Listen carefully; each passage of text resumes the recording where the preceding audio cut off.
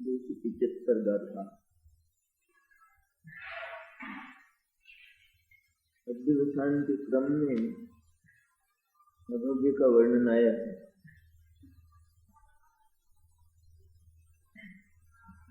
अध्यवसान की तरह ही संपूर्ण व्यवहार पराधीन होने से छोड़ने लायक है।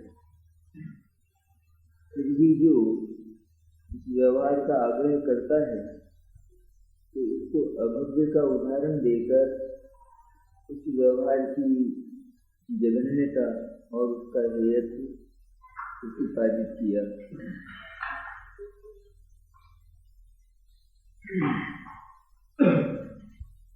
तो अब फिर प्रश्न करते हैं अभव्य के संबंध में। उसके द्वारा पाला जाने वाला चारित्र और उसका 11 संबंधी ज्ञान, यह सबका सब मुक्ति की साधना में अत्यंत असमर्थ रहता है। इसलिए उसका श्रद्धान नहीं है और चारित्र नहीं। फिर स्पष्टीकरण के लिए प्रश्न किया है। शिष्य पुनः पूछता है कि अभव्य को धर्म का श्रद्धान तो होता है, फिर भी ये क्यों कहा है कि उसके श्रद्धान नहीं है? इसका उत्तर कैसे? अभव्य भी धर्म का श्रद्धान तो करता है। वो स्वयं भी कहता है कि मुझे तो देवगुरु धर्म का सच्चा श्रद्धान है और देव के द्वारा प्रतिपादित जो चरित्र है उसका मैं पालन करता हूँ। इसलिए मैं ज्ञानी हूँ, मैं सम्यक दृष्टि हूँ, मेरे श्रद्धा ज्ञान चरित्र हैं, मोक्ष मार्ग है और मुझे मोक्ष जाने का अधिकार है। तो इतना मानता है तो उसको कहते हैं कि उसको तो मूल में ही श्रद्धा ज्ञान चारित्र का अभाव है, क्योंकि आत्मा को केवल अपनी सत्ता की, अपने चैतन्य की श्रद्धा हो, उसी का विश्वास हो, तो वहां तो स्वाधीनता रह सकती है। अपना ही सहारा, किसी अन्य का अवलंबन जहाँ ना हो, केवल अपना ही सहारा, और वो भी अपना स्वरूप इस लायक हो, अपनी सत्ता कि वह अपने को सहारा दे सके, तो वो श्रद्धा सच्ची हो सकती है। लोक में सबसे सबल व्यक्ति हो तो हम कहें कि हमको तो आपका सहारा है और ये सहारा कभी फेल नहीं होगा। इसी तरह आत्मा का सहारा, विश्वास, ममत्व, अवलंबन एक ही बात है। तो कब हो? जब आत्मा इस लायक हो कि वह अपने को सहारा दे सके, अपने ममत्व को झेल सके। ममत्व को झेल सके माने सदा ही ममत्व करने वाले का विषय जो आत्मा है, तो वह आत्मा उसके ममत्व का विषय बना रहे, होता है तो आकृति बदल जाती है, तो इसका ममत्व खंडित हो जाता है, टूट जाता है इसका ममत्व। तो कैसा होना चाहिए ममत्व को झेलने वाला? कि जो सदा ज्यों का त्यों रहे, जो खंडित ना हो, स्खलित ना हो, जिसका नाश ना हो, और जो भीतर से भरा हुआ हो पूरा का पूरा, भरचक, ऐसा समृद्ध हो, वैभवशाली हो, तो ममत्व टिक सकता है। टिकाऊ ममत्व की बात है। लोग के ममत्व क्यों खंडित होते हैं, क्यों चूर्ण हो जाते हैं? क्योंकि जिन पर ममत्व स्थापित किया जाता है वही ज्यों का त्यों नहीं रह पाता। ममत्व क्या चाहता है? क्योंकि ये चाहता है कि ज्यों का त्यों रहे, क्योंकि ममत्व में उसको मैं माना जाता है, अपना माना जाता है। तो कोई चाहेगा कि जो मेरा अपना है उसका नाश हो जाए अथवा मेरा नाश हो जाए, ये कोई नहीं चाहेगा। जिसको ममत्व प्रदान किया गया वह अविनश्वर अक्षय होना चाहिए और फिर पूर्ण भी होना चाहिए कि जिससे वो ममत्व उसकी ओर आकर्षित रहे। शरीर है ना, इसके प्रति ममत्व होता है, और फिर कोई व्याधि हो जाए और यह सब तरफ से चूने लगे तो स्वयं उस ममत्व करने वाले को ही ग्लानि हो जाती है। तो रूप बदल दिया ना इसने, तो उसका ममत्व खलित हो गया, विशृंखल हो गया। तो आत्मा ऐसा है, यहाँ आचार्य कहते हैं कि वह कभी न तो अपना रूप बदलता है, कभी क्षीण नहीं होता है, और सदा ही अनंत गुणों से वो परिपूर्ण रहता है, एक भी गुण उसका कम नहीं होता। ऐसे आत्मा का एक बार यही मैं हूँ ऐसी प्रतीति हो तो उसका नाम भव्य और सम्यक दृष्टि। और जो यह प्रतीति करता ही नहीं है तो उसको कहते हैं कि वो अभव्य और मिथ्या दृष्टि है। अभव्य नहीं करता है तो अपन तो अपनी तो आंखें और अपना मस्तिष्क जाता है वहाँ अभव्य की तरफ। कौन होगा वो अभव्य? कौन होगा? और ये अपन सब बैठे हैं जो उससे अधिक कुछ कर रहे हैं। क्यों नहीं करता है वो? अपने को प्रश्न ऐसा होता है कि किसी ने कानून लगाया है, रुकावट लगाई है, वो क्यों नहीं करता श्रद्धा? थोड़ी देर उसकी बात छोड़कर हम अपनी ओर आ जाएं तो ये बात आचार्य हमको कह रहे हैं और हम सुनते हैं ना, इसका विवेचन भी हम सुनते हैं ना, तो क्यों नहीं करते हैं श्रद्धा? होती है? नहीं होती है ना? तो फिर अभव्य क्यों नहीं करता है? ये कोई प्रश्न है? तुम क्यों नहीं करते हो अभी तत्काल? अभव्य तुल्य नहीं है, अभव्य जैसा ही है।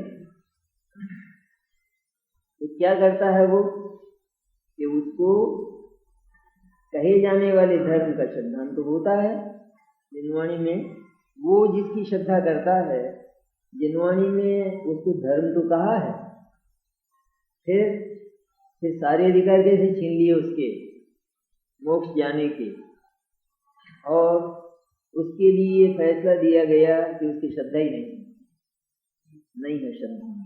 इसका उत्तर कहते हैं, गाथा है 275, सुंदर प्रकरण है, बढ़िया। सद्दिय पत्ते दिय रोचे दियत पुणो यथा धम्मं भोग निमित्तम नविशोकम अक्षय निमित्तम। वह अभव्य जी भोग के निमित्त रूप धर्म की श्रद्धा करता है, उसी की प्रतीति करता है, उसी की रुचि करता है और उसी का स्पर्श करता है, परंतु कर्म क्षय के निमित्त रूप धर्म को, अर्थात कर्म क्षय के निमित्त रूप धर्म की न तो श्रद्धा करता है, न उसकी प्रतीति करता है, न रुचि करता है और न उसका स्पर्श करता है। ऐसा करता है? क्या करता है फिर? धर्म के लिए जो बाह्य साधन अंगीकार किए जाते हैं वह उन साधनों का अंगीकार करके यह मान लेता है कि यह मैं धर्म कर रहा हूँ, यह मुझे धर्म हुआ। धर्म मैंने श्रद्धा, ज्ञान और चारित्र। असल में श्रद्धा, ज्ञान और चारित्र के लिए जो बाहर का वायुमंडल होता है, बाहर की परिस्थितियां होती हैं, बाहर का बैकग्राउंड होता है, कि जिस बैकग्राउंड के बिना सम्यक दर्शन ज्ञान चारित्र नहीं होता, तो उस पृष्ठभूमि को, उस वातावरण को स्वीकार कर लेने मात्र से वह यह मान लेता है कि मुझे श्रद्धा, ज्ञान, चारित्र हुआ। और हुआ क्या? श्रद्धा ज्ञान चारित्र पूरा का पूरा बाकी रह गया, थोड़ा भी नहीं हुआ, क्योंकि वो तो पहले ही अटक गया। वो तो जो वास्तव में अटकने लायक नहीं थे, पर जहाँ से आगे जाना चाहिए था, तो आगे न जाकर वहीं अटक कर ये मानने लगा कि यह मुझे श्रद्धा ज्ञान चारित्र हुआ। शास्त्र में ऐसा कहा कि सच्चे देव शास्त्र गुरु की श्रद्धा सम्यक दर्शन है। उसका अर्थ क्या? सच्चे देव माने भगवान, सर्वज्ञ, वीतराग, अरहंत, परमात्मा। सच्चे गुरु माने निर्ग्रंथ दिगंबर गुरु, कि जिनको 28 मूल गुण, 13 प्रकार का चारित्र, ये तो बाहर का माने शरीर का नहीं, भीतर ऐसा शुभ परिणाम, और उसके भीतर फिर वीतराग चारित्र, उससे न्यारा अलग प्रकार का ये होता है।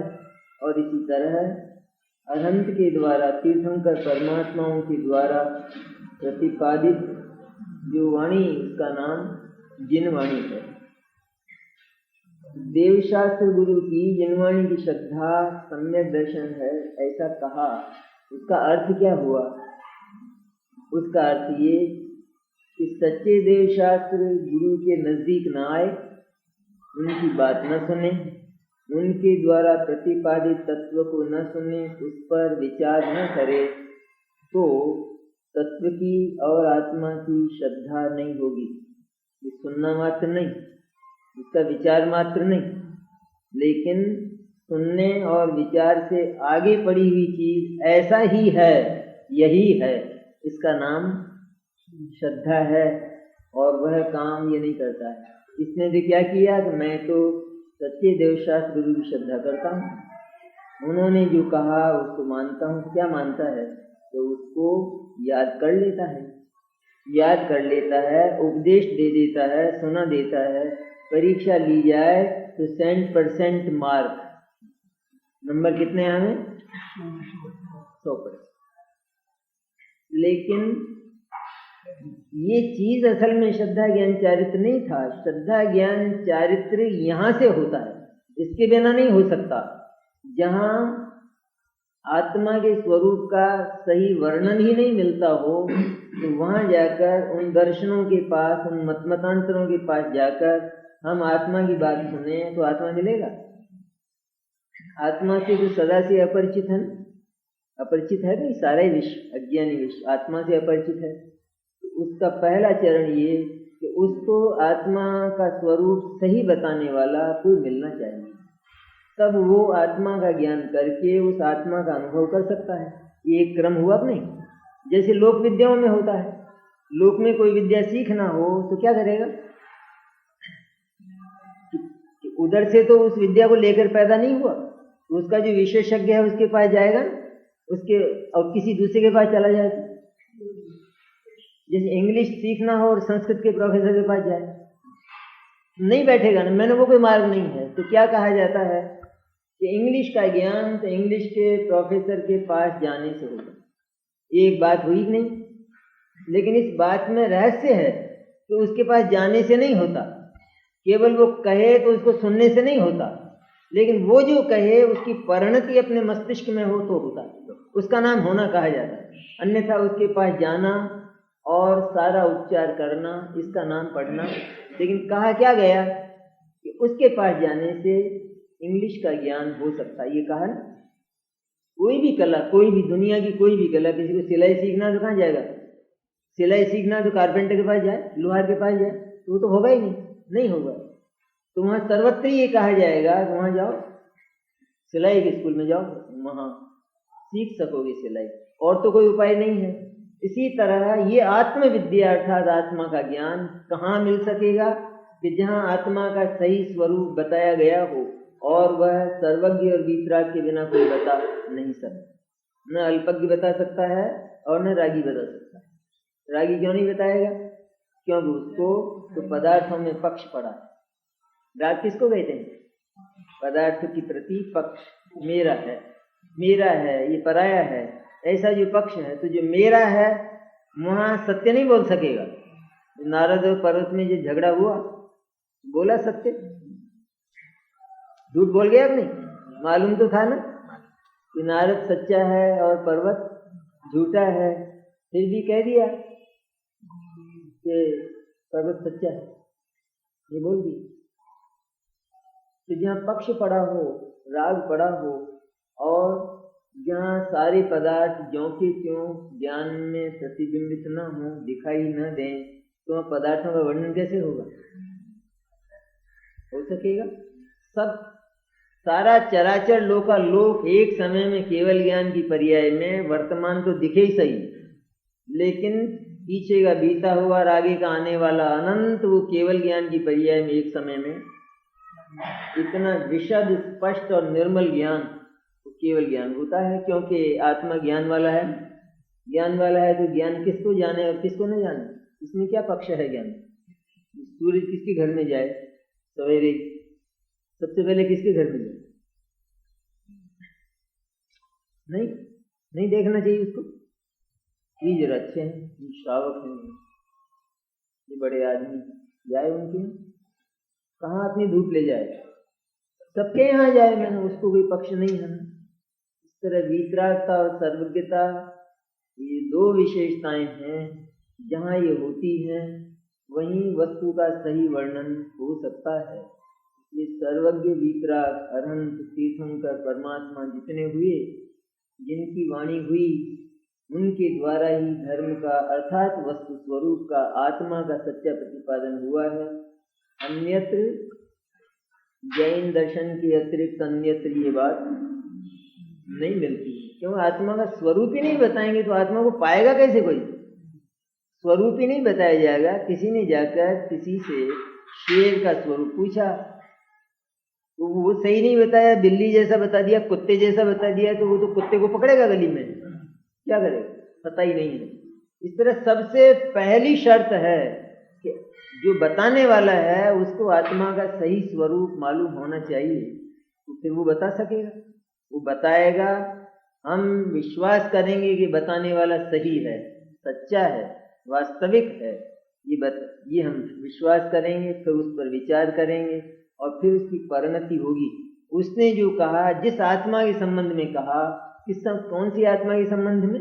हमारी आत्मा के संबंध में कहा, तो ज्ञान सबसे हटकर उस आत्मा पर टिकेगा। उसका नाम आत्मा की श्रद्धा और ज्ञान कहलाता है। इसलिए कहा जाता है कि सच्चे देव शास्त्र गुरु की श्रद्धा सम्यक दर्शन है। पहले ये कहते हैं कि प्रोफेसर का विश्वास करना, ऐसा मत करना कि ये पढ़ाएगा नहीं पढ़ाएगा, कच्चा पढ़ाएगा, अच्छा पढ़ाएगा। विश्वास करना ये बिल्कुल परफेक्ट है। परफेक्ट है तो पहले ज्ञान से जानते हैं नहीं, तो सामान्य व्यक्ति हो तो उसको ही पता चल जाता है। जिसको सिलाई सीखे और सिखाने वाला कुशल ना हो तो उसने काट दिया कपड़ा कि मेरे को ये बुशर्ट कटवाना है, तो वो जो सीखने वाला है उसने बुशर्ट कटवाई, फिर पहनी तो आई नहीं, तो पता चल गया कि नहीं कि कुशल नहीं चला। तो इसी तरह है, आत्मा के स्वरूप का जहाँ पता नहीं है, वे आत्मा का स्वरूप बताएं, अब उसके अनुसार आत्मा को ढूंढे तो वो आत्मा कहाँ मिलेगा? वो तो है ही नहीं विश्व में ऐसा आत्मा। तो इसलिए ज्ञान पूर्वक सच्चे देव शास्त्र गुरु की श्रद्धा करने पर ही आत्मज्ञान, आत्मानुभूति और सम्यक दर्शन होता है। इसलिए सच्चे देव शास्त्र गुरु की श्रद्धा को सम्यक दर्शन कहा। ये तो ठीक हो गई बात। इसने क्या किया? अज्ञानी ने, अभव्य ने, कि सच्चे देव शास्त्र गुरु की श्रद्धा करता है कि मुझे तो आपकी श्रद्धा है। क्या मतलब? तो और को नहीं मानता। तो कहते हैं तू हमको नहीं मानता है, और को नहीं मानता है, लेकिन हमको भी तू नहीं मानता है। क्यों नहीं मानता हूं? कि हमने कब कहा था हमारा विश्वास करना? हमने तो ये कहा था हम जो कहते हैं उसका विश्वास कर। हमने थोड़ा ही कहा था कि हमारा विश्वास करके बैठ जाना, हमारे पास ही बैठ जाना। हम तो तेरे को अपने पास बैठाना नहीं चाहते, क्यों? हम तो तेरे को अपने से दूर भगाना चाहते हैं। हमको तो अच्छा नहीं लगता है कि तुम हमारे पास बार बार आते हो। ये तो बंधन है ना, ये मुक्ति है। हमेशा सिखाने वाले के ही पैरों में पड़ा रहे और वहीं जीवन व्यतीत करे, तो वो तो दास्ता हुई। इसलिए थोड़ी पढ़ने गया था कि वहां उसके पास रहकर उससे मुक्ति की कला सीखे कि दूर होना है, सदा उसके पास नहीं रहना है। लोक रीतियां हैं कि नहीं, है सारी की सारी। प्रोफेसर को लिए फिरता है, पढ़ जाए तो भी, कॉलेज छोड़ दे तो भी इनको अपन कैसे छोड़ सकते हैं? प्रोफेसर को कोई नहीं करता है। क्यों नहीं करता है? कि इसमें तो अनादर हो गया, वो भूल गया उसको। भूला नहीं है, बल्कि स्वयं प्रोफेसर ये चाहता था, ये मेरा पढ़ाया हुआ लड़का यह विश्व में कोई गौरवशाली व्यक्ति बने, ऐसा चाहता था प्रोफेसर। तो वही तो किया है इसने। इसे भूला है या सचमुच उसका नाम उज्जवल किया है? इसी तरह देवशास्त्र गुरु का नाम उज्जवल कौन करता है? ये उनके पैरों में ही पड़ा रहे वो नहीं। जब तक पूर्ण कुशल ना हो तब तक तो आएगा और आता है, और पूर्ण कुशल हो जाए तो इसके बाद उन्होंने जो कहा उसकी उपलब्धि हो गई। तो सचमुच उनकी श्रद्धा तब हुई जब उनने जो बताया उसकी उपलब्धि हुई। उन्होंने ये कहा कि हमारा जो धर्म है, जिसको जैन धर्म कहते हैं, वो पराधीनता और परतंत्रता नहीं सिखाता। इसलिए यह कहना कि तुम हमारे पास ही रहो, ये तो एक पराधीनता से दूसरी पराधीनता में तुमको डाला है। हम ये कहते हैं कि हमारे पास आकर, हमारे पास आना ये पराधीनता तो है, लेकिन इस पराधीनता के बिना स्वाधीनता नहीं सीखी जा सकती। इसलिए किंचित पराधीनता स्वीकार करो, क्योंकि सीखा नहीं जा सकता है। बोले साहब ये तो पराधीनता है, हम कहीं जाए, कॉलेज वॉलेज जाए, प्रोफेसर के पास जाए तो ये तो पराधीनता है। पराधीनता तो है वो, लेकिन उस इतनी पराधीनता स्वीकार किए बिना तो स्वाधीनता हो नहीं सकेगी। इसलिए इतनी पराधीनता तो स्वीकार करना, इस रूप में करना, ये पराधीनता छोड़ना है, रखना नहीं। ये वर्तमान में ही याद रखना, वर्तमान में ही ज्ञान में ये बात हो कि पराधीनता स्वीकार करनी पड़ रही है लाचारी से, लेकिन इसको छोड़ना है। जिसको कला सीखता है किसी के पास जाकर, तो सीखता है कि मैं अलग व्यवसाय करूंगा, इसीलिए सीखता है। वो कह भी देता है कि मुझे आप सिखा दीजिए, तो मुझे अलग से अपना व्यवसाय करना है। तो जो सच्चा आदमी होता है वो उसको सिखाता है। जो शैतान होगा वो नहीं सिखाएगा, गलत सिखाएगा, कहेगा मेरे जैसा करने लग जाएगा। लेकिन जो वास्तविक है, दुनिया में सारे नहीं चलते, सारा जितना बाजार चलता है इसी रूप में चलता है। एक से कोई दूसरा सीखा है और फिर उसने अपना काम किया है। तो इसी तरह भगवान के पास आकर, गुरुओं के पास आकर केवल मुक्ति की कला, रत्नत्रय की कला, सम्यक दर्शन ज्ञान चारित्र की कला सीखी जाती है।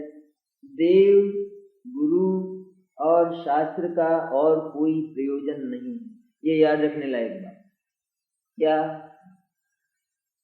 चाहे देव के पास आवे अथवा गुरु के पास जाएं अथवा जिनवाणी को पढ़े और सुने, इसके अतिरिक्त और जरा भी थोड़ा भी कोई प्रयोजन नहीं है कि हमको सम्यक दर्शन ज्ञान चारित्र के अतिरिक्त और कुछ मिले, क्योंकि वही जीवन की सबसे बड़ी संपत्ति। और भगवान अरहंत और सिद्ध परमात्मा सुखी क्यों है?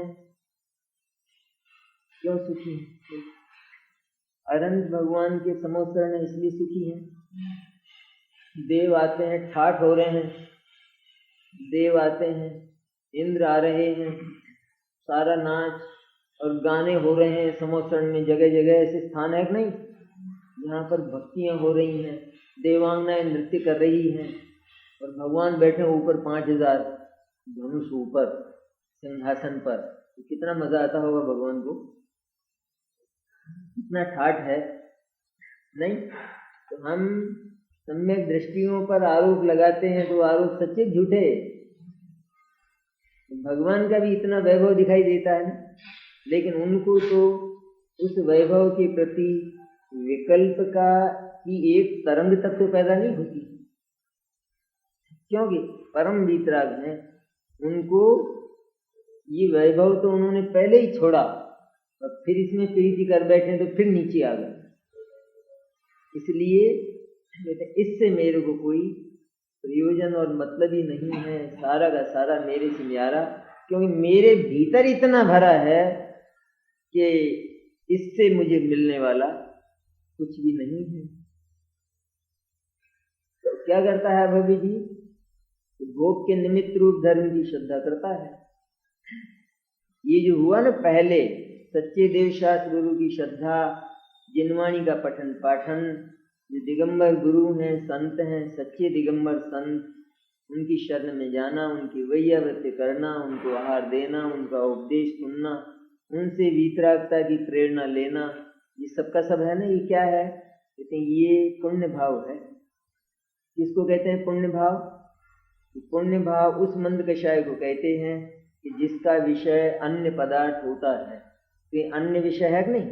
आत्मा के अतिरिक्त एक भाव तो ऐसा कि जिसका विषय भगवान है, दूसरा भाव ऐसा कि जिसका विषय जिनवाणी है, तीसरा भाव ऐसा कि जिसके विषय मुनिराज है।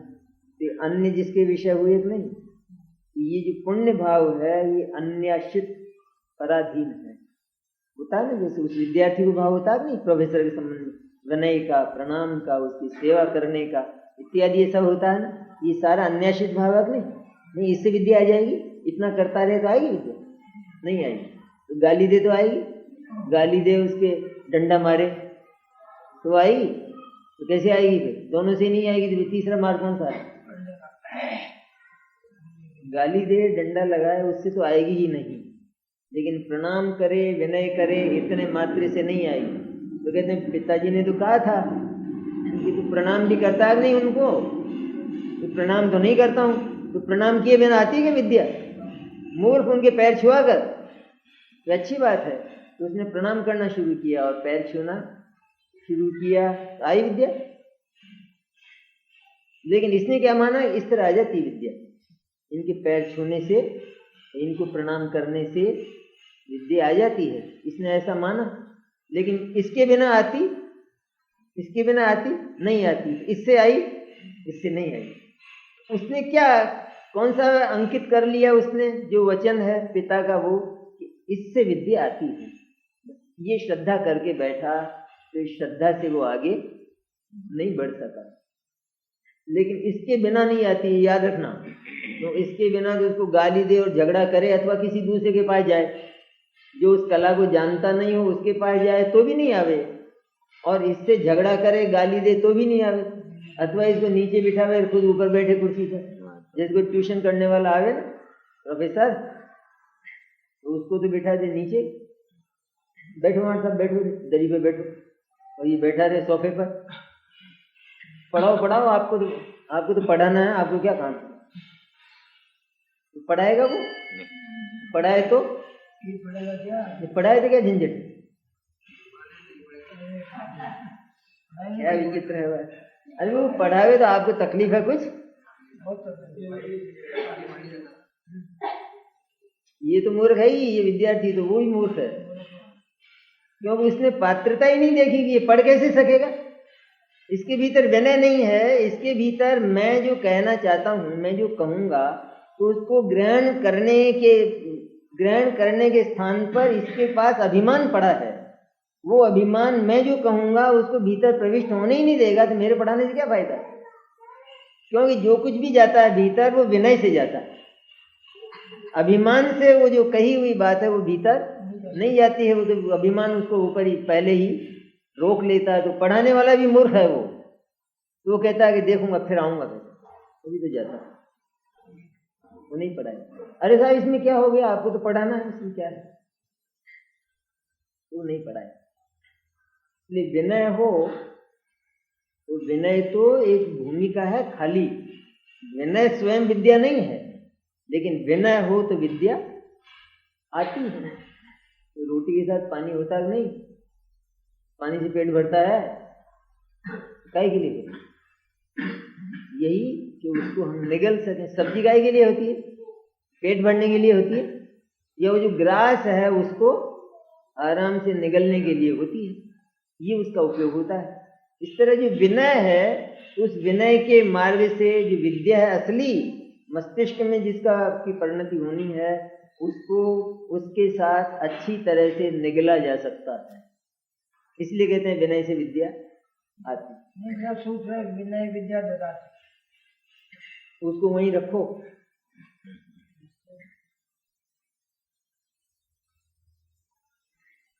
विद्या ददाति विनयम, ऐसा है।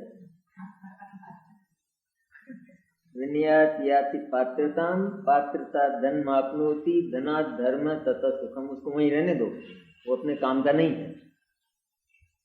जैसे लोक में होता है, विद्या से विनय आती है, विनय से पात्रता आती है, पात्रता से धन मिलता है, धन से धर्म होता है, धर्म से सुख होता है। मंजूर है?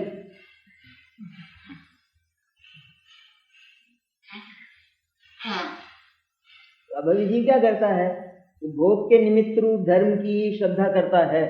भोग का निमित्त रूप धर्म है पुण्य भाव, सच्चे देवशास्त्र गुरु की श्रद्धा, जिनवाणी का पठन पाठन, तत्व का विचार और श्रावक के 12 प्रकार के व्रत, मुनियों के 28 मूल गुण, 13 प्रकार का चारित्र जो कहा जाता है, ये सबका सब पुण्य भाव है।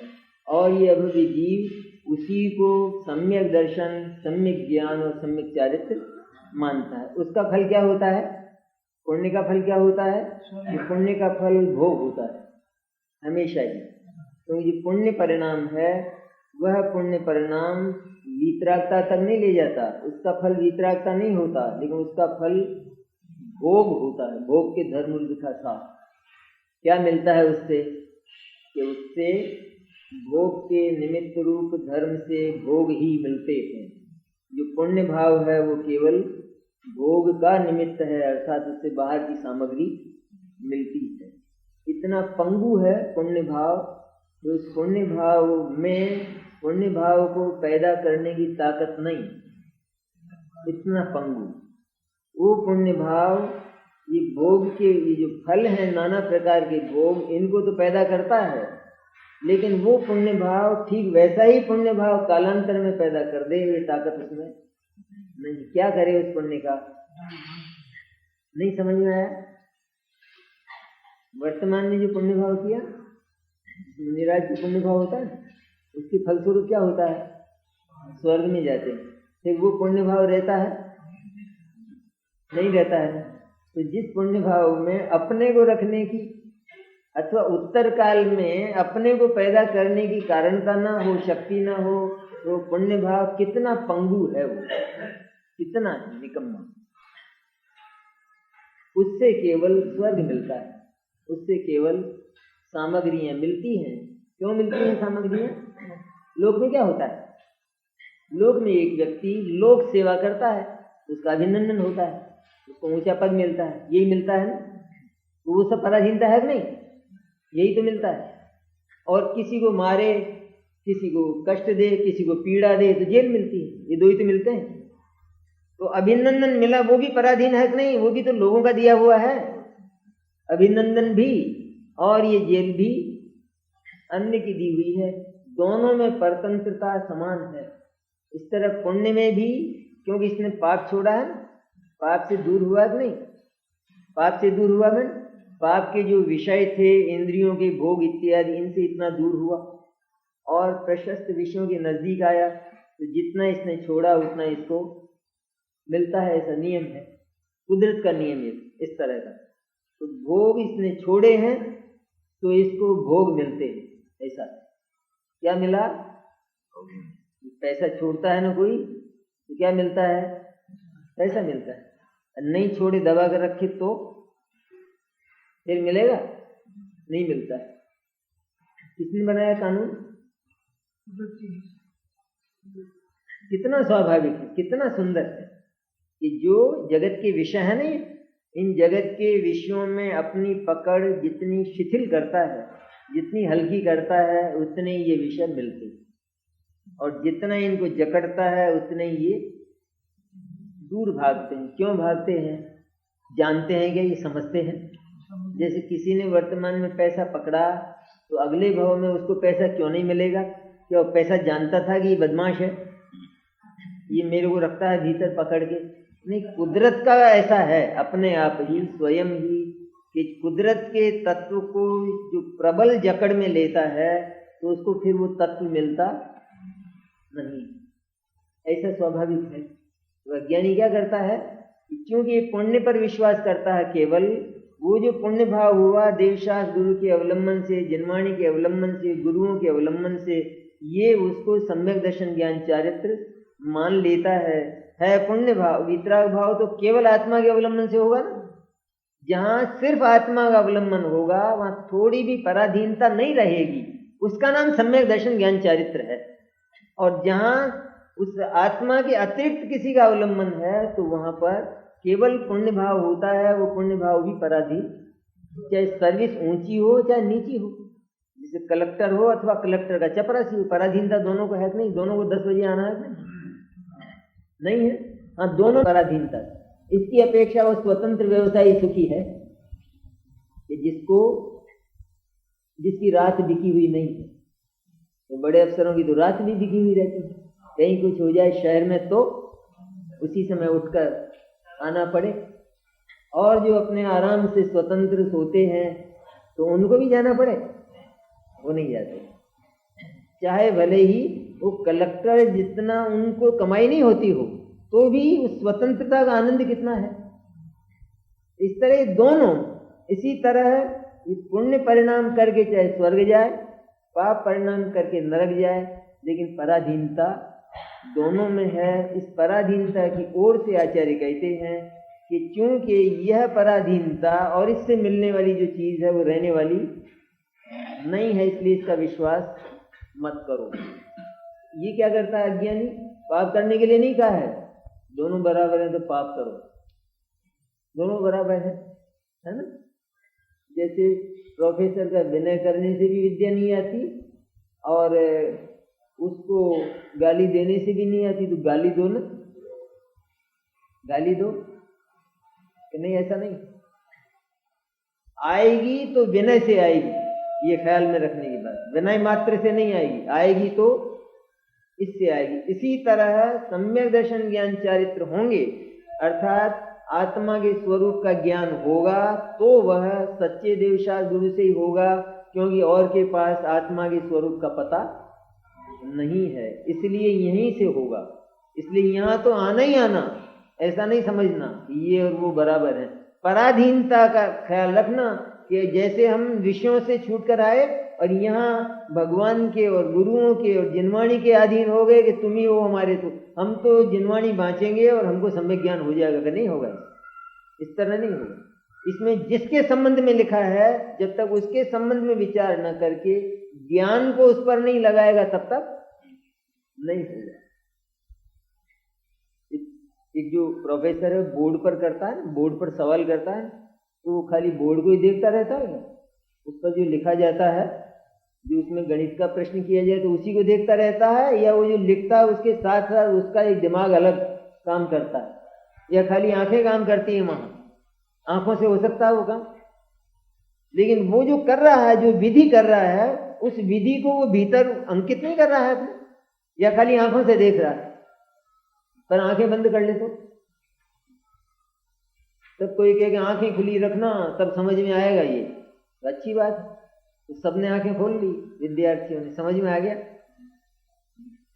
पर आंख ही खुली ना रहे तो समझ में नहीं आएगा। इसलिए आंख खोलने के साथ एक दूसरा काम, दूसरा व्यवसाय जो भीतर उसको स्वीकार करने का, ग्रहण करने का होता है, वो करना। तब कहते हैं आंख खुली, आंख रखने से होता है ज्ञान, होता है, ये सवाल समझ में आता है। इसी तरह सच्चे देवशास्त्र गुरु की बात तो पक्की रखना ही, लेकिन उनके आश्रित मत हो जाना। वे जिसकी ओर संकेत करते हैं, जिस आत्मा की ओर, उस आत्मा को पकड़ना ज्ञान में, तो अंतिम काम होता है। ये क्या करता है भव्य कि जिनवाणी में जो कहा कि सच्चे देवशास्त्र गुरु की श्रद्धा सम्यक दर्शन है, तो ये केवल उतना करके बैठता है। ये बाहर का वो चारित्र पालन करता है और जिनवाणी को पढ़ता है, 11 अंग तक को पढ़ता है, लेकिन सम्यक दर्शन से च्युत रहता है। श्रद्धा नहीं है उसको। क्या श्रद्धा नहीं है? ये जो मूल तत्व था, आत्म तत्व, जिसके लिए ये सब किया गया था, उससे वंचित रहा। जैसे अच्छे, बहुत अच्छा खाना बनाया, व्यंजन पकवान बनाए, लेकिन ब्यालू डूब गई, तो क्या हो? तभी कुछ किया, लेकिन ब्यालू डूब गई, फिर कुछ मिला नहीं मिला। इसी तरह सब कुछ किया, ये भी एक व्यवसाय है ना। मुक्ति के व्यवसाय में क्या किया जाता है कि हम सच्चे देवशास्त्र गुरु के निकट आते हैं, हम पापों को छोड़ते हैं, पाप को कम करते हैं, देवशास्त्र गुरु की श्रद्धा करते हैं, उनका विनय करते हैं, जिन दर्शन करते हैं, पूजन करते हैं, ये तरीका है। लेकिन इतना ही नहीं करते हैं, इसके साथ जो वो दूसरा व्यवसाय है, जैसे आंख खोलना और उसके साथ मस्तिष्क का व्यवसाय होना, इस तरह ये पुण्य भाव के साथ में वो ज्ञान के द्वारा उस शुद्धात्मा का चिंतन और उसका निर्णय, वो काम है। दोनों काम एक साथ चलते हैं। ये अभव्य जीव केवल एक काम करता है और दूसरे काम से बिल्कुल वंचित रहता है। ये मानता है क्योंकि मेरी आंख खुली है इसलिए मुझे विद्या आ रही है, ये मानता है क्योंकि देवशास्त्र गुरु की श्रद्धा करता हूँ और ये चारित्र पालता हूँ इसलिए मेरा मोक्ष होगा। लेकिन वो नहीं होगा, क्योंकि इसको श्रद्धा नहीं है, ये आत्मा को जानता नहीं है, इसलिए हमेशा पराधीन रहता है। जो आत्मा वो जानता है तो वो परतंत्रता को छोड़ देता है, क्योंकि वो ये जानता है कि मेरा आत्मा मेरी सारी आवश्यकताएं पूरी करने में समर्थ है, ऐसा जानता है। तो वो परतंत्रता तो किसी भी हालत में जैन दर्शन समर्थन उसका करता ही नहीं है। हाँ, इतनी परतंत्रता कि जैसे गुरु के पास ही न जाए तो ज्ञान नहीं होता है, इतनी परतंत्रता स्वीकार करके अंत में उस परतंत्रता को छोड़ देता है। जितने भी सिद्ध हुए ना, उनके गुरु थे नहीं कोई, वो भी निगोद से आए ना। जितने सिद्ध परमात्मा है कहाँ से आए थे? निगोद से आए। निगोद माने सबसे खराब जगह, सर्वाधिक दुख जहाँ होता है, वहां से आए। इसके बाद मनुष्य बने, सैनी पंचेंद्रिय बने और किसी गुरु से उन्होंने सीखा नहीं आत्मा का स्वरूप। फिर इसके बाद सारी साधना करके मुक्त हुए। अब भी कोई गुरु साथ है? बार बार गुरु का विचार करते हैं, स्मरण करते हैं? नहीं करते। तब आनंद का भोग करेंगे ना। और अगर बीच में कोई विचार आएगा तो अपन हुए तो हैं, सिद्ध परमात्मा तो हुए अपन, लेकिन ज्ञान तो उन्होंने दिया था, तो फिर जैसे पास में अपना पैसा ना हो और किसी से लाकर और फिर हम किसी काम को करें तो बार बार ये विचार आएगा कि नहीं, काम तो बहुत बढ़िया हुआ लेकिन कहते हैं उनके पैसे से। तो ऐसा अनुभव करते हैं? ऐसा अनुभव करते नहीं, करना नहीं चाहिए। क्यों नहीं करना चाहिए? गुरु का अपमान करते हैं। गुरु का अपमान नहीं, गुरु का सम्मान करते हैं। गुरु ने कहा था मेरे को याद मत करना, बस ये मेरे से तेरा जितना व्यवहार था वो हो गया है, तू समझ गया ना कि हाँ समझ गया, अब मेरे को याद मत करना। मेरे को याद किया तो बाधा आ जाएगी। कितनी बढ़िया है बात। लोग कहते हैं गुरु को याद नहीं करते तो निगुरे हो गए होंगे, कृतज्ञ हो गए होंगे, लेकिन ऐसा नहीं है। गुरु ने ये कहा मेरे को याद करेगा तो तेरा मार्ग बाधित हो जाएगा। ये परीक्षा देता ना विद्यार्थी, वो तो खास साधना की जो खास अवसर है वो है ना, तो उस समय बार बार याद करता प्रोफेसर क्या पढ़ाया था, उन्होंने क्या कहा था, अभी 3 घंटे बीत जाएंगे, इसलिए याद तक नहीं करता है बिल्कुल। उस साधना के खास काल है ना, उस साधना और इसके बाद सफलता। इसी तरह ये जो सम्यक दर्शन ज्ञान चारित्र का आत्मा के अवलंबन से उत्पन्न होने वाला मार्ग है, इसमें किसी को याद नहीं किया जाता है। याद किया और जैसे उस खीर में मक्खी पड़ी जैसे, तो तुरंत जो आनंद है उसमें फर्क पड़ जाता है। और इसमें गुरु का अपमान नहीं, इसमें गुरु का सम्मान है। गुरु ने कहा था मेरा मार्ग स्वतंत्र है, इसलिए तू जिस समय ये साधना करे, स्वतंत्र साधना अपनी सत्ता के अवलंबन से, उस समय मेरे को भी याद मत करना। मेरे को याद किया तो मुझे बदनाम किया तूने, क्योंकि मैंने स्वाधीनता सिखाई और तूने मेरे को याद करके बीच में पराधीनता ले आया।